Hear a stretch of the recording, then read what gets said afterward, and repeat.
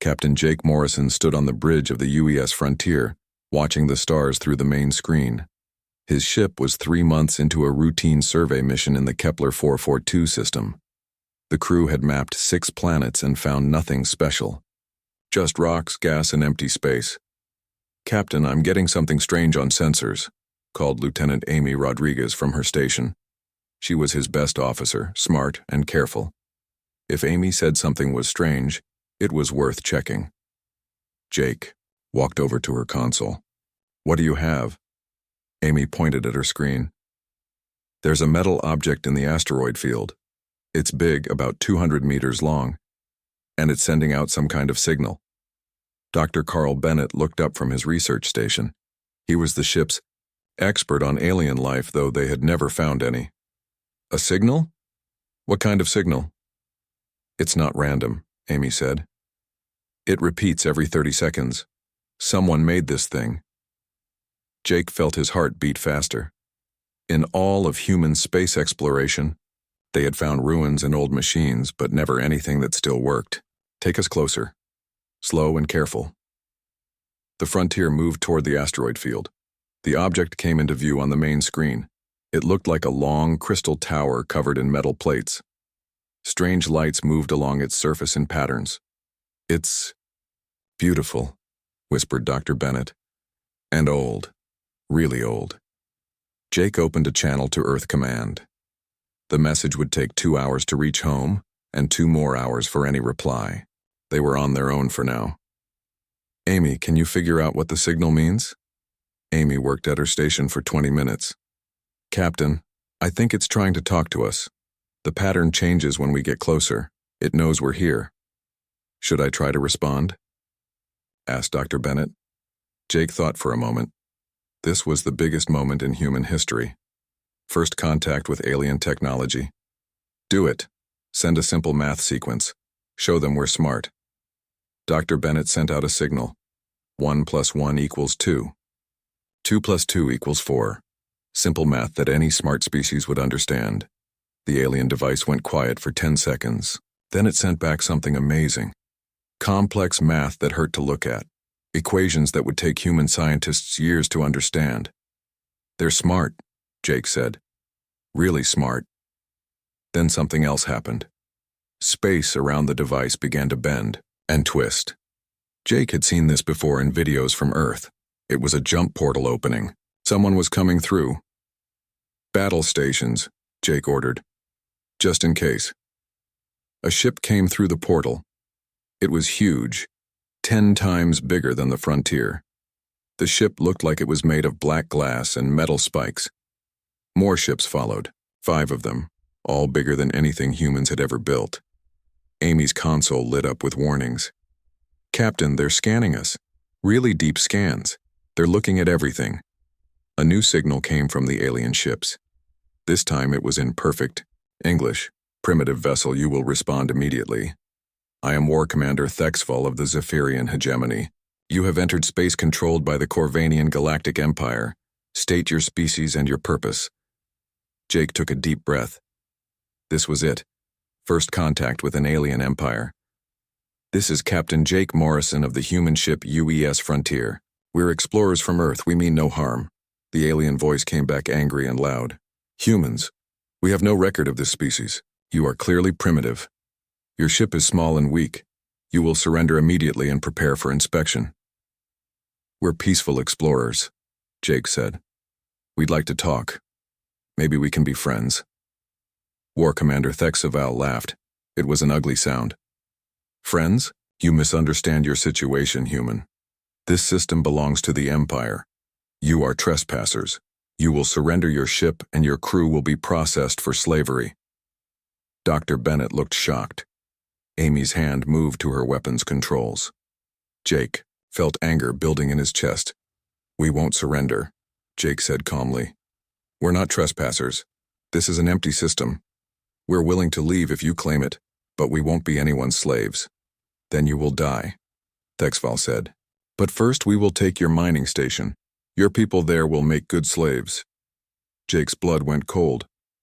"What mining station?" Amy was already checking. "Captain, they're talking about New Austin Station. It's on the edge of the system. 300 civilians. The alien ships were already moving, heading for the human mining station. Jake had two choices. Let innocent people die or fight. Amy, can we stop them? Amy looked at her weapons display. Sir, our guns are designed for clearing space debris and fighting pirates. Those ships are huge. That's not what I asked. Amy smiled. Yes, sir, we can stop them. The Frontier moved to protect the mining station. The alien ships saw them coming and laughed over the radio. One small human ship against 5 Zephyrian raiders? Thexval said. This will be entertaining. The first alien ship fired green beams at the Frontier. The beams hit the human ship's shields and did nothing. The aliens fired again. Still nothing. Our turn, Jake said. Amy fired the Frontier's main gun once. The beam was blue-white and brighter than a star. It hit the largest alien ship and cut it in half. The ship exploded in a ball of fire. The other alien ship stopped laughing. Amy fired 3 more times. 3 more alien ships died. The last ship tried to run, but Amy's targeting computer was faster. The 5th ship exploded just as it reached the jump portal. Space was quiet again. Jake looked at the wreckage floating where 5 huge alien warships used to be. Captain, Amy said quietly, I'm getting signals from deeper in Empire space. Lots of signals. I think they're calling for help. Dr. Bennett was staring at his sensors. Jake, those ships were scanning us the whole time. They recorded everything. Our shields, our weapons, our ship design. They know what we can do now. Jake nodded. He had a feeling this was just the beginning. Somewhere out there, the Corvanian Galactic Empire was learning about humans for the first time. They had just seen a small human exploration ship destroy 5 of their warships without getting a scratch. But what the Empire didn't know was that the UES Frontier was just a science ship. Her weapons were the smallest and weakest in the human fleet. Her shields were basic models from 20 years ago. War Commander Thexval's last message was still broadcasting as his ship burned. Impossible. How did primitives build such weapons? Alert the Empire. The humans are more dangerous than they appear. Jake turned to Amy. Send a message to Earth Command. Tell them we just had first contact with a galactic empire. Tell them it didn't go well. He looked out at the stars and wondered how many alien ships were coming. He hoped Earth was ready for what would happen next. The news of War Commander Thexval's defeat traveled fast through the Corvanian Empire. Within hours, the report reached Governor Kethmore on the planet Zephyr Prime. He read the message 3 times before he believed it. 5 raiders destroyed. By 1 primitive ship, Kethmore said to his aide. This is impossible. The aide, a nervous young officer named Vextal, pulled up the sensor data. Sir, the recordings are clear. The human ship destroyed our vessels with single shots. Their weapons are unlike anything we've seen. Kethmore studied the data. The human ship was small, maybe 200 meters long. Tiny compared to Empire warships. But its weapons had cut through Zephyrian shields like they were made of paper. Perhaps the humans have one powerful ship, Kethmore said. A prototype or ancient weapon. We will crush them before they can build more. 3 star systems away, Admiral Lisa Parker was eating breakfast when her communicator buzzed. She commanded the Outer Rim Defense Fleet, 12 ships that patrolled the edge of human space. It was boring work, mostly chasing pirates and helping lost cargo ships. Admiral Parker, came the voice of her aide, Commander Ryan Collins. We have urgent orders from Earth Command. Lisa put down her coffee. What kind of orders? First contact situation, ma'am. Captain Morrison's ship encountered hostile aliens. They destroyed 5 enemy vessels in self-defense. Lisa almost choked on her coffee. Aliens? Real aliens? Yes, ma'am. Earth Command wants us to proceed to the Kepler 442 system immediately. We're to protect human civilians and prepare for possible retaliation. Lisa looked out the window of her flagship, the UES Valiant. Her fleet was old and small. The ships were designed for patrol work, not real combat. But they were the closest human military force to the Kepler system. How long to get there? She asked. 18 hours at maximum jump speed. Do it, and send a message to Earth. Tell them we might need backup. On Earth, Senator Kate Williams was in an emergency meeting with the Defense Council. The room was full of important people all talking at once. We should send the Third Fleet, said General Robert Hayes. Show them we're serious. No, said Senator Williams. We should try to talk first. Maybe this was just a misunderstanding. Admiral Jack Turner, head of Earth Space Command, shook his head. Kate, they tried to enslave our people. They attacked a civilian mining station. These aren't friendly neighbors. But we don't know anything about them, Williams argued. They might have millions of ships. We could start a war we can't win. Admiral Turner looked at her like she was crazy. Kate, did you read the report? One exploration ship destroyed 5 of their warships without taking damage. Our exploration ships have the weakest weapons in the fleet. Senator Williams didn't understand military technology. To her, a warship was a warship. Admiral Parker's fleet should be enough. 12 ships against whatever they send. Admiral Turner wanted to explain that Parker's patrol fleet was barely armed, but the politicians were already voting. Earth would send 1 diplomatic ship along with Parker's fleet. They would try to make peace. Back in Empire space, Governor Kethmore was assembling his own fleet. He called up every ship he could find. Battleships, cruisers, destroyers, even cargo vessels, with guns. He would show these humans the power of the Empire. How many ships do we have? He asked his fleet commander, Grand Admiral Zekthor. 200 warships, sir. The largest force assembled in this sector for 50 years. Kethmore smiled. And the humans have how many? Our spies report 12 ships heading for the Kepler system. Small patrol vessels.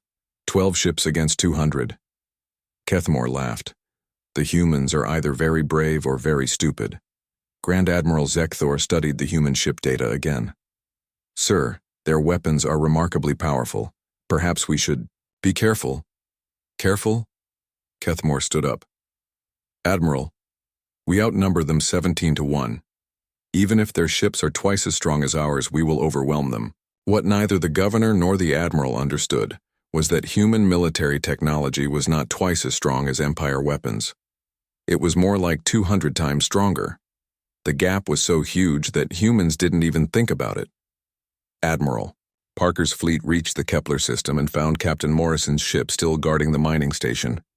The 2 officers met aboard the Valiant to discuss the situation. What do you think they'll do next? Parker asked.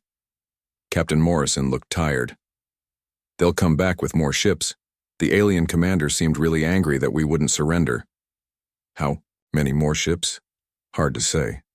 But they called us primitives. They think we're weak. Parker nodded. Her fleet was designed to fight pirates with 1 or 2 ships. If the aliens brought 20 ships, it would be a tough fight. If they brought 50, her fleet might lose. We should evacuate the mining station, she said. No, Morrison replied. If we run, they'll think we're scared. They'll chase us to other human worlds. Senator Williams arrived the next day on a diplomatic ship. She immediately tried to contact the Empire to arrange peace talks. The response came from Governor Kethmore himself. Humans. His voice was cold and angry. You have killed Cypherian warriors. There can be no peace until you pay for this crime. What do you want? Williams asked.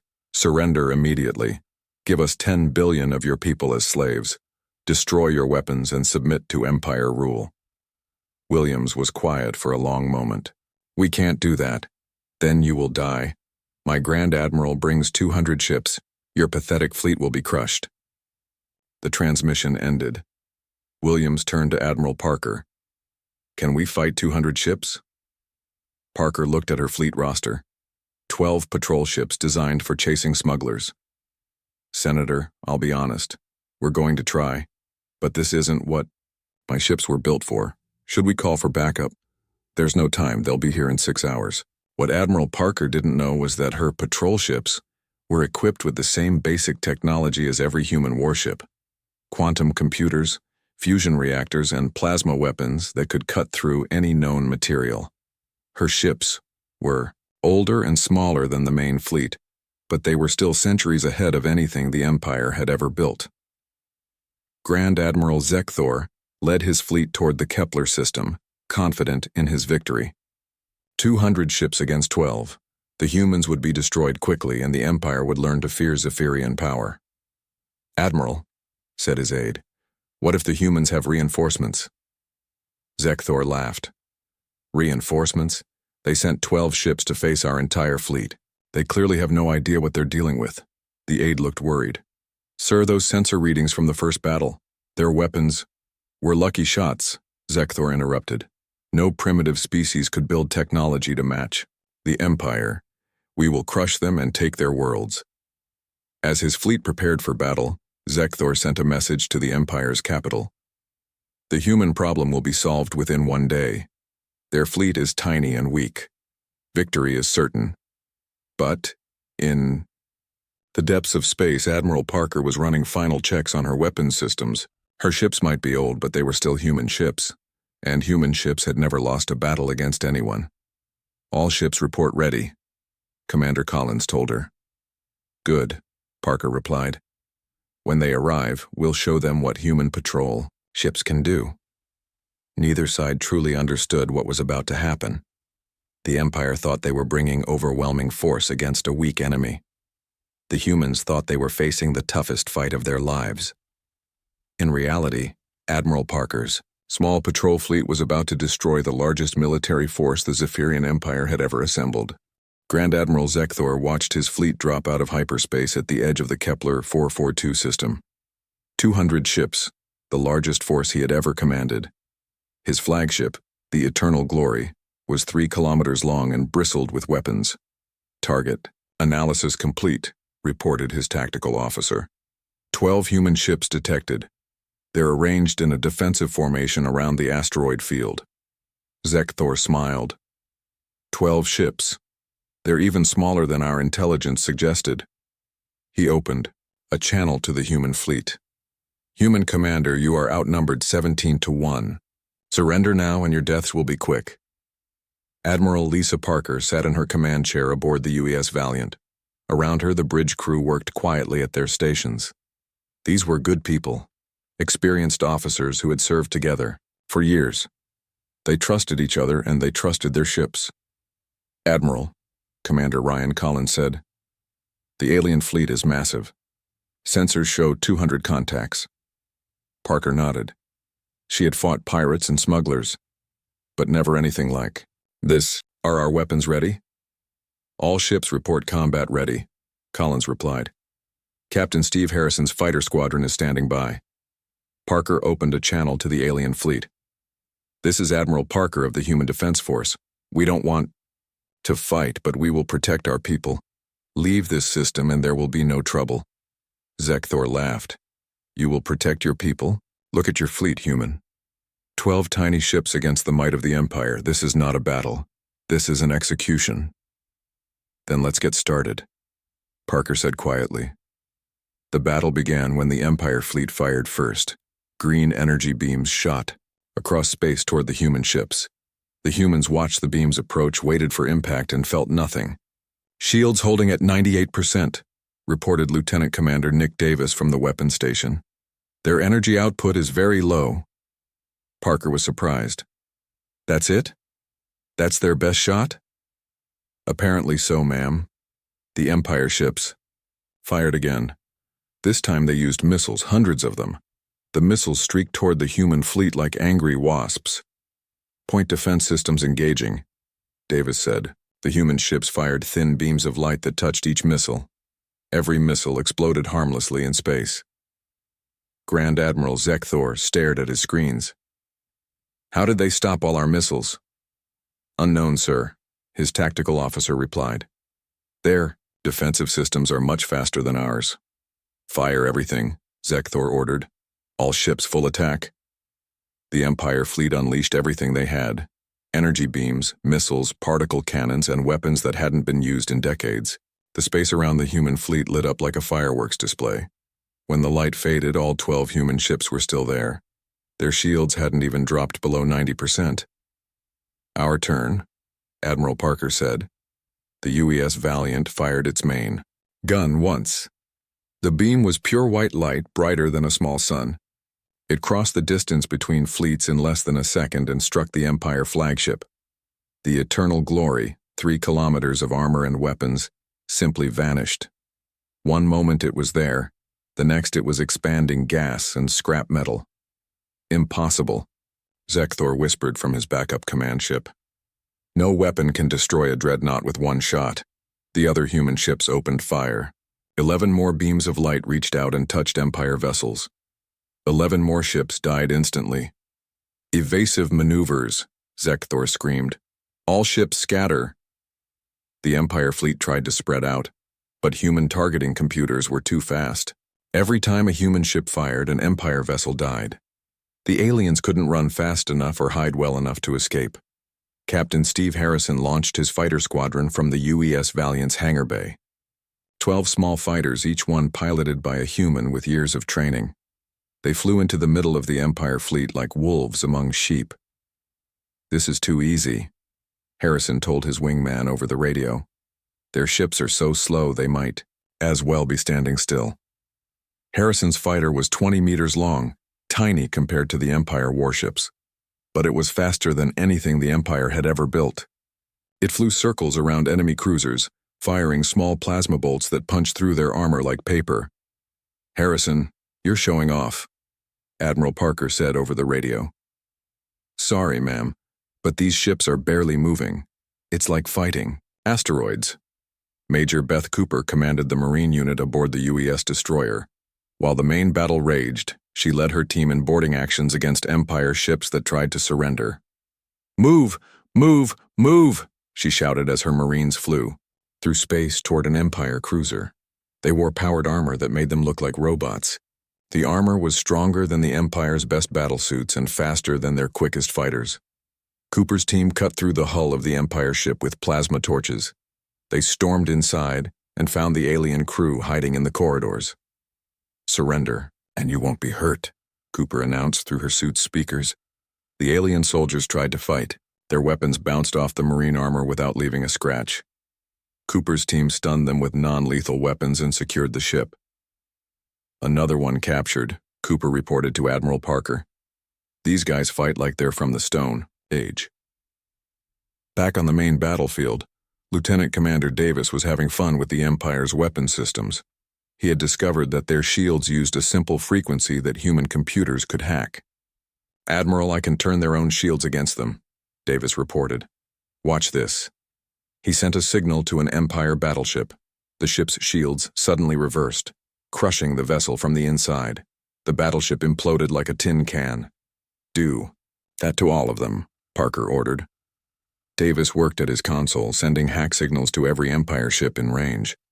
One by one, their shields turned against them. Ships that had been fighting suddenly found themselves being crushed by their own defensive systems. Grand Admiral Zekthor watched his fleet die around him. In 1 hour, he had lost 150 ships. The humans had lost nothing, not even a scratch on their shields.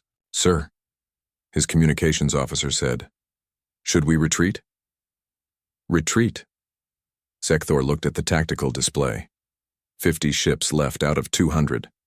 The humans were still firing, still destroying his vessels one by one. "Yes. All ships, emergency. Jump, get us out of here." The surviving Empire ships tried to escape, but the human fleet was faster. Captain Harrison's fighters chased down fleeing cruisers and destroyed them before they could jump to hyperspace. "Let some of them go," Admiral Parker ordered. "We need them to carry word back to their empire." 20 Empire ships managed to escape, 20 out of 200. The rest were destroyed or captured. Grand Admiral Zekthor found himself on one of the escape ships, staring at the sensor readings. The humans had won a complete victory without taking any damage. Their weapons were beyond anything the Empire understood. "Send a priority message to the Empire Council," he ordered. "Tell them the humans are not primitives. Tell them their technology is far beyond ours." The message he sent would change everything. "The human fleet has revealed their true power.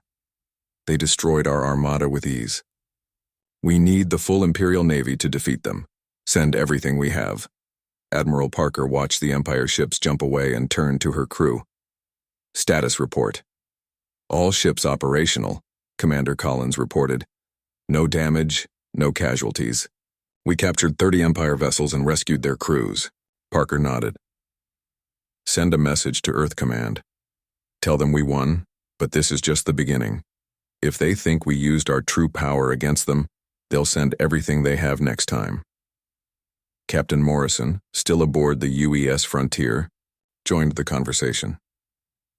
Admiral, I don't think they understand what they're dealing with. To them, we just showed overwhelming force.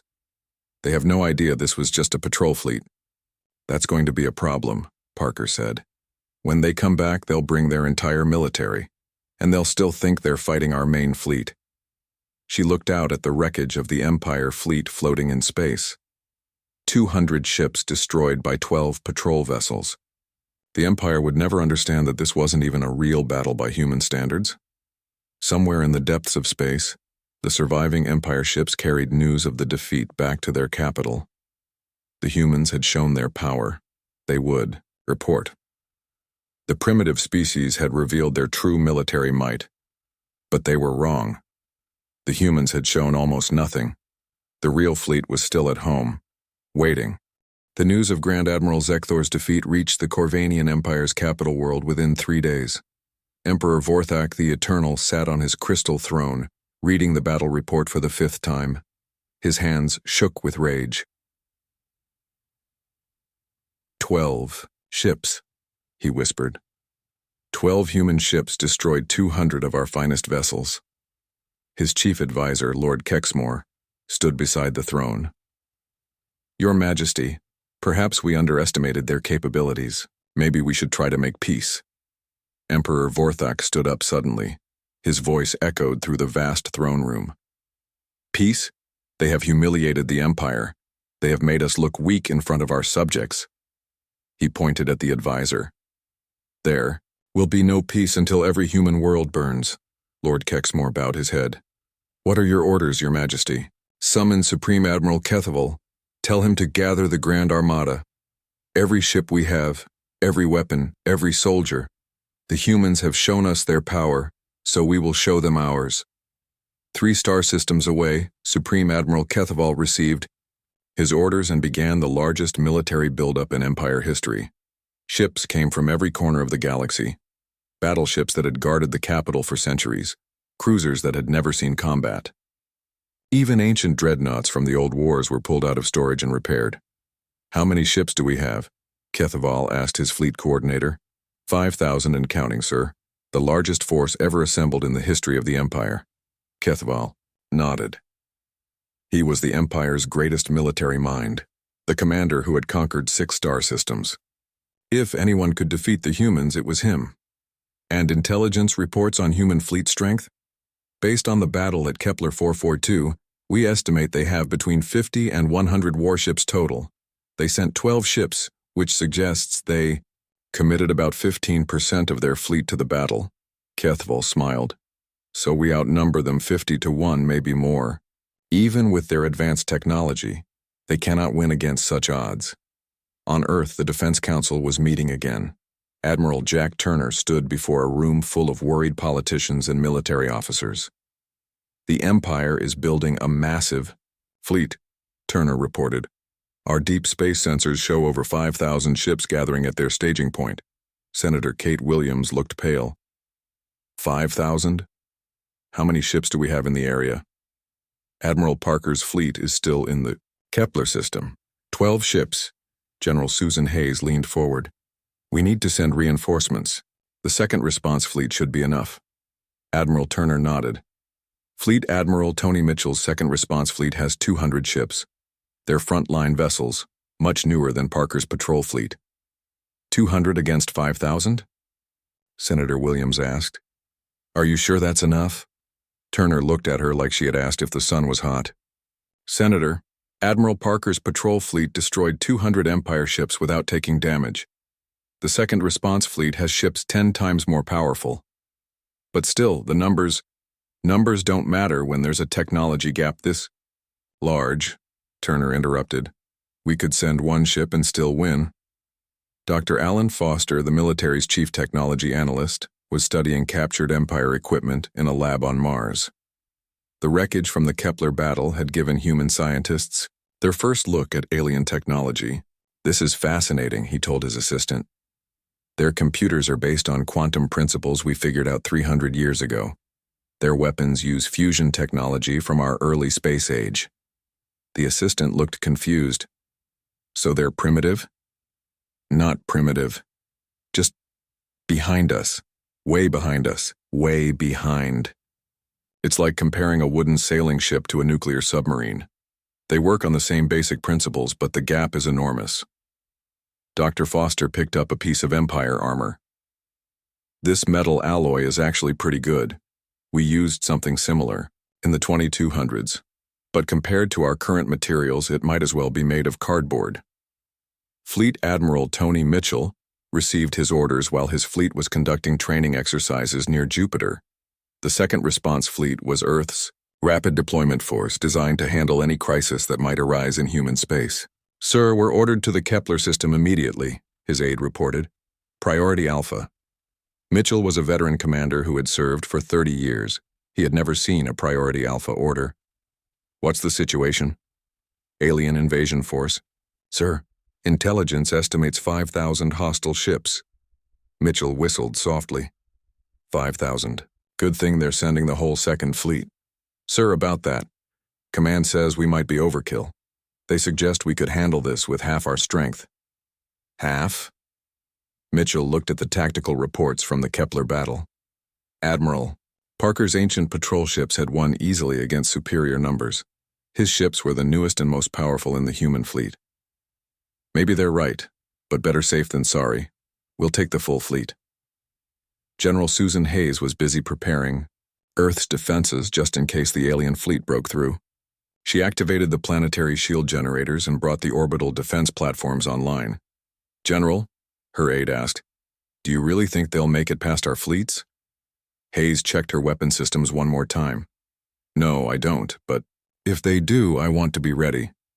The orbital platforms around Earth were impressive. Each one was larger than most space stations, armed with weapons that could crack planets. There were 500 platforms in Earth's defense grid, plus the thousands of ships in the Sol defense fleet.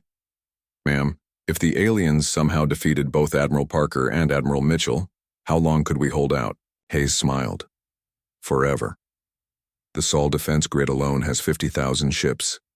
We could fight the entire galaxy and still win." But she didn't expect to need those defenses. The Second Response Fleet was more than enough to handle any threat. Supreme, Admiral Kethaval gathered his commanders aboard his flagship, the Eternal Conquest. The ship was 15 kilometers long, the largest vessel ever built by the Empire. Around it floated 5,000 other ships, representing 90% of the Empire's total military strength. "Commanders," Kethaval addressed the room, "today we face the greatest threat in Empire history. The humans have technology we don't understand, but we have numbers they cannot match." One of his captains raised a hand. "Sir, what if their entire fleet meets us in battle?" "Impossible," Kethaval replied. "Intelligence says they have maybe 100 ships total. They cannot risk their entire fleet in one battle. We will face at most 200 or 300 human vessels." Another captain spoke up. "Admiral, their weapons are very powerful. Should we change our tactics?" Kethaval had thought about this. "Yes, we will not fight them ship to ship. We will use swarm tactics, surround them, overwhelm them with numbers. Even their powerful weapons cannot target 5,000 ships at once." The commanders nodded. It was a good plan. Use the Empire's advantage in numbers to offset the humans' advantage in technology. "Sir," the fleet coordinator said, "we're ready to jump to the Kepler system." Kethaval looked out at his massive fleet. 5,000 ships, the pride of the Empire, against maybe 200 human vessels at most. The odds were 25 to 1 in their favor. "Begin the jump," he ordered. "Today, we end the human threat forever." As the Empire fleet prepared to leave, Kethaval sent a message to the Emperor. "Your Majesty, we depart for the final battle. The humans showed us their full strength at Kepler 442. Now we show them ours. Victory is certain." But Kethaval was wrong about one thing. The humans had not shown their full strength at Kepler 442. They had barely shown anything at all. Admiral. Parker's patrol fleet was like a single drop of water compared to the ocean of human military power. Fleet Admiral Mitchell's second response fleet was larger and more powerful, but it still represented less than 2% of humanity's total military strength. The real fleet, the one that could destroy entire star systems, was still at home. The Empire was about to learn that even their greatest effort was not nearly enough. They thought they were bringing overwhelming force against the humans' main fleet. In reality, they were bringing everything they had against a small task force that Earth Command considered barely adequate for the job. The final battle was about to begin, and only one side understood what was really happening. Supreme Admiral Kethval's massive fleet dropped out of hyperspace at the edge of the Kepler 442 system. 5,000 ships, stretching across space like a metal storm cloud. It was the largest military force in the history of the Corvanian Empire. Target scan complete, his tactical officer reported. We have 800 human ships in defensive formation around the asteroid field. Kethval blinked in surprise. 800? Intelligence said they had at most 100 ships total. Sir, our intelligence was wrong. They have far more ships than we thought. Kethval studied the tactical display. The human fleet had grown since the last battle, but they were still outnumbered 6-1. No matter, we still have the advantage. Fleet Admiral Tony Mitchell watched the Empire fleet arrive from the bridge of his flagship, the UES Liberty. His second response fleet had been reinforced with additional ships as they traveled to Kepler 442. 800 vessels, all of them frontline warships with the latest technology. Admiral, his aide reported, the alien fleet is enormous. 5,000 ships confirmed. Mitchell nodded calmly. Well, they certainly brought everything they had. He opened a channel to his fleet. All ships prepare for combat. This is going to be the biggest battle in human history. The crews on the human ships were excited rather than worried. They had read the reports from Admiral Parker's victory. If 12 old patrol ships could destroy 200 Empire vessels, what could 800 modern warships do? President Laura King sat in the Situation Room on Earth, watching the battle unfold through long-range sensors. Around her, the Defense Council waited nervously. Madam President, Admiral Jack Turner said, should we send additional reinforcements? King shook her head. Admiral Mitchell has enough ships, let's see what happens. Senator Kate Williams looked worried. But they're outnumbered 6-1. Admiral Turner almost laughed. Senator, those Empire ships are using technology from our great-grandfathers' time. It's like sending cavalry against tanks. The battle began with Kethval's opening move. He split his massive fleet into 50 groups of 100 ships each. They would surround the human fleet and attack from all directions at once. Swarm. Formation complete, his tactical officer reported. All groups in position. Attack, Kethval ordered. 5,000 Empire ships opened fire at the same time. The space around the human fleet filled with green energy beams, missiles, and particle weapons. It was the greatest display of firepower the galaxy had ever seen. When the light faded, all 800 human ships were still there. Their shields had barely noticed the attack. Impossible, Kethval whispered. How can they absorb that much firepower? Fleet Admiral Mitchell checked his damage reports. All ships report shields at 95% or higher. He smiled. Our turn. The human fleet fired back. 800 beams of pure white energy reached out across space and touched Empire ships. 800 vessels died instantly, vaporized by weapons they couldn't understand. Continue firing, Mitchell ordered. Systematic targeting. Don't let any of them escape. The human ships fired again and again. Each shot killed an Empire vessel. The aliens tried to run, tried to hide behind asteroids, tried every tactic they knew. Nothing worked. Human targeting computers were too fast and too accurate. Captain Steve Harrison launched his fighter wing again, but this time he had company. 50 other fighter squadrons joined him, 600 small craft that flew through the Empire fleet like deadly sparks. This is even easier than last time, Harrison told his pilots. Their ships are sitting ducks. The fighters danced between Empire battleships firing plasma bolts that punched through armor like it was paper. Empire gunners tried to track them, but the human fighters moved too fast. Commander Lisa Gray, the intelligence officer aboard the UES Liberty, was monitoring Empire communications. What she heard made her call Admiral Mitchell immediately. "Sir, you need to hear this. The Empire commander is asking for reinforcements." Mitchell looked confused. "Reinforcements? This is their entire fleet." Gray played the recording. Supreme Admiral Kethaval's voice was desperate. "Imperial Command, we need the reserve fleets immediately. The humans have more ships than we thought. Send everything we have." The response came from the Empire's capital. "Admiral, there are no reserve fleets. You already have 90% of our total military strength." There was a long silence. Then Kethaval asked the question that would change everything. "What about the human reserves? How many ships do they have left?" Commander Gray had been monitoring human communications too. She had access to Earth's military databases. What she found made her face go pale. "Admiral," she said quietly, "I need to contact Earth Command immediately." President King took the call in the Situation Room. "Commander Gray, what's your status?" "Madam President, the Empire Commander wants to know about our reserves. He thinks this is our main fleet. Should I tell him the truth?" King looked around the room at her advisors. Admiral Turner nodded slowly. "Tell him, Madam President. He has a right to know what he's really facing." King made the decision that would end the war.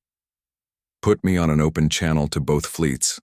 Her voice broadcast across the entire star system. "Supreme Admiral Keithval of the Corvanian Empire, this is President Laura King of Earth. You asked about our reserves." Kethval's reply came immediately. "Yes, how many ships do you have? We must know what we face." King took a deep breath. "Admiral, what you're fighting right now is less than 2% of our total military strength." The silence that followed lasted for 30 seconds. When Kethaval spoke again, his voice was barely a whisper. 2%? The fleet you're fighting is called our Second Response Fleet. It's designed for quick deployment to handle minor threats. Our real military has never left Earth's star system. Admiral Jack Turner's voice joined the broadcast. "Supreme Admiral, Earth's sole defense grid alone contains 50,000 warships. We have another 200,000 ships spread across human space. What you're fighting is what we send when we don't want to waste time."